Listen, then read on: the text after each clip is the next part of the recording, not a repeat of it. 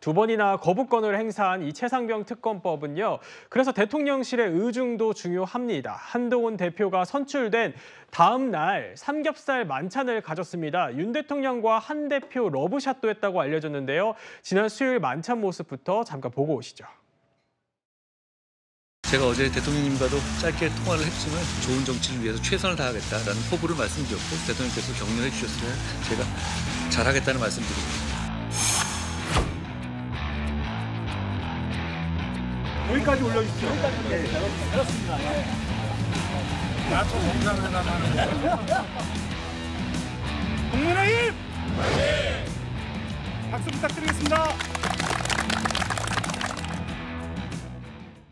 네, 홍석준 전 의원님. 이게 시기가 전당대회 바로 다음 날 만찬을 가졌습니다. 또 윤 대통령이 만찬 메뉴도 직접 골랐다고 들었는데 여기서 눈에 띄는 멘트가 한동훈 대표를 외롭게 하지 말라 이런 대통령의 당부도 있었다고 해요. 어떤 의중으로 좀 파악하십니까? 네, 이번 전당대회 국민의힘 전당대회가 그 많은 국민들 특히 이제 지층에서 이제 염려한 것처럼 굉장히 좀 치열하게 진행되지 않았습니까? 그렇죠. 그래서 예.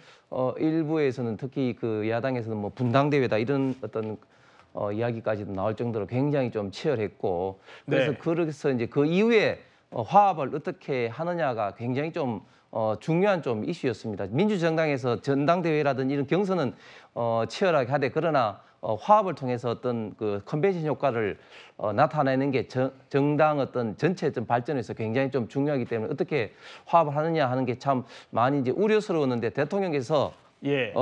전당대 끝나자마자 이렇게 초청을 대통령실에 해서 저런 식으로 이제 식사 자리를 겸해서 하는 자리가 화합을 위한 굉장히 좀 중요한 어떤 판을 깔았다. 네. 지난번 김기현 대표 때는 전당대회 끝나고 나흘 이후에 이제 초청을 한번 했었거든요. 그랬군요. 그리고 이번에는 또 당선자들뿐만 아니라 낙선자들까지도 전반적으로 다 같이 함께 해서 그런 화합의 어떤 자리를 좀 마련하고 특히 또 메뉴도 보면 또 한동훈 대표가 또 애용하는 어떤 뭐 제로 콜라라든지 이런 예. 어떤 메뉴에 있어서도 굉장히 좀 신경을 쓰면서 특히 이제 한동훈 대표를 외롭지 하지 말라는 이런 대통령의 어떤 당부가 정말 치열한 어떤 경선 당대표 경선 이후에 당의 화합을 하는 데는 어떤 중요한 어떤 그런 계기를 마련해 지지 않았나 생각합니다. 그렇군요.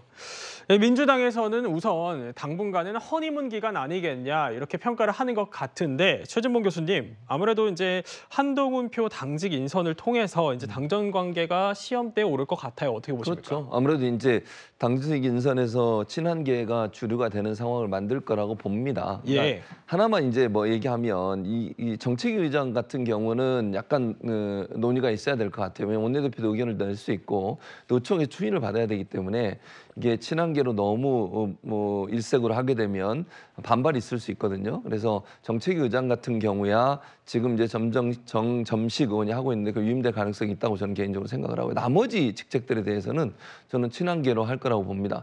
뭐 언론에 보도가 됐습니다만 대통령실 가기 전에 밤에 친한계 의원들 본인 선거를 도왔던 분들과 함께 그 회식하는 장면이 잡혔지 않습니까? 거기서 아주 네. 파한대소하고 막 손을 들고 건배도 하고 이렇게 하시던데 거기에 모인 분들이 주로 추측이 될 것 같아요. 그래서 뭐 사무총장도 아까 뭐 청문회 때 나왔던 송석준 의원이나 배현진 의원, 김성은 의원 이렇게 거론이 되고 있는 것 같고 예. 지명직 최고위원도 이제 친한계로 불리는 분들이 아마 들어올 것 같기 때문에 아마 지도부는 아무래도 친한동훈계 이쪽으로 될 것 같고 네. 그걸 통해서 한동훈 대표 입장에서는 뭐 언제가 될지 모르겠습니다. 지금 2년이니까 그 기간 동안 본인이 할 수 있는 최대한의 친정체제 구축 국민의힘에서 예. 국민의힘 내부에서 그런 일을 착착 진행하지 않을 그렇게 전망이 된다고 말씀드리겠습니다. 네, 그렇군요.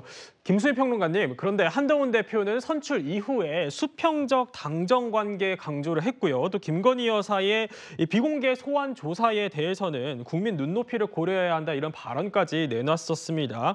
이걸 종합을 하면은 이 김기현 대표 체제처럼 가지는 않을 거다, 당정 관계가. 이런 전망이 나오는데 어떻게 보십니까? 기본적으로 한동훈 대표가 독자적인 지지율이 있고 일설에는 만약에 윤석열 대 한동훈으로 여론조사 붙이면 한동훈이 이긴다라는 말이 나올 정도로 이미 이제 어떤 여론이랄까요? 지지 이런 것들이 추가 기운 것은 맞기 때문에 능동적으로 할 여지는 예전보다 훨씬 커졌다고 볼 수 있겠죠. 근데 다만 좀 지켜봐야 될 것은 지금까지의 소위 윤한 갈등이라는 걸 가만히 지켜보면 한동훈 대표가 별말도 안 했는데 윤 대통령이 과민 반응을 해서 일이 커진 경우들이 대부분이었습니다. 지금도 마찬가지인 게 얼마 전에 검찰의 김건희 영부인 소환 대면 조사를 놓고 소환 조사가 아니라 대면 조사라고 하겠습니다. 대면 예. 조사를 놓고 이거를 이제 한동훈 대표가 국민 눈높이에 맞지 않다라고 얘기를 했는데 사실 이 사안은 굉장히 쉬운 사안인 게 이미 지나가 버린 일이에요. 네. 한동훈 대표가 그렇게 얘기한다고 뭐가 바뀌지는 않습니다. 그런 걸 봤을 때는 지금 실질적으로 한동훈 대표가 윤석열 대통령의 핵심 이익을 침해하고 있느냐, 저는 아니라고 보거든요. 예. 그리고 앞으로 더 지켜봐야 될 것이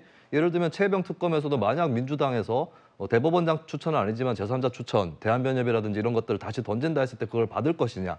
또 영부인 특검과 관련된 이슈에서 검찰 수사 결과가 나왔는데 국민들이 납득이 안 될 경우에 특검으로 가자고 얘기할 수 있을 거냐. 네. 이런 부분들 더 지켜봐야 되는 것이고 현재까지는 적어도 윤석열 대통령과 한동훈 대표 간의 실질적인 차이가 그렇게 크지 않은데 이것이 과민 반응인 것인지 아니면 소위 시중에서 의심하는 약속 대련인 것인지 하여튼 그 차이를 굉장히 극대화해서 보여주는 듯한 이런 느낌에 불과했다. 앞으로 차별화가 얼마나 될 건지는 더 지켜봐야 될 거라고 봅니다.